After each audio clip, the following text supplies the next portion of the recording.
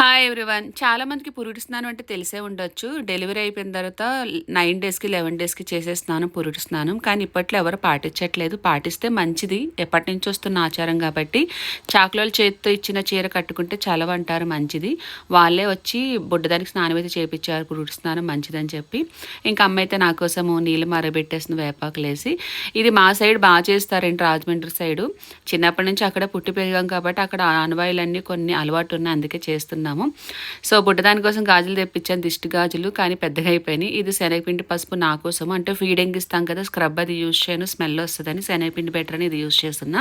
కుంకుటికాయ రసంతో చాలా ఇయర్స్ తర్వాత స్నానం చేయించారు. ఇంకా మా పెద్దదానికి కూడా అక్క సాంబ్రాన్ని అయితే వేసేస్తుంది. పురిటి స్నానం రోజు చాపలో రాగులేసి ఇట్లా పడుకోబెడతారండి చంటి పెట్టి. అత్తమ్మ వాళ్ళ ఆచారం అన్నమాట. పూరిక కలనే చేస్తారు, ఇప్పుడు ఈ బుడ్డదానికి కలనే చేస్తున్నారు. ఇంకా వాళ్ళు ఇచ్చిన చీర అయితే కట్టుకున్నాను, చాలా బాగుంది. అమ్మ అయితే సాంబ్రాన్ని వేస్తుంది.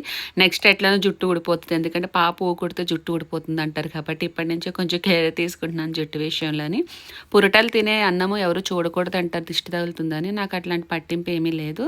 సో ఈవినింగ్ ఇట్లా బ్రెడ్ తింటాను, పాలు పడతాయని చెప్పి. నాకు అయింది సి సెక్షన్ కాబట్టి 9 డేస్కి ప్లాస్టర్ రిమూవ్ చేస్తానన్నారు, అందుకే హాస్పిటల్కి వచ్చేసాను. That's for mini vlog.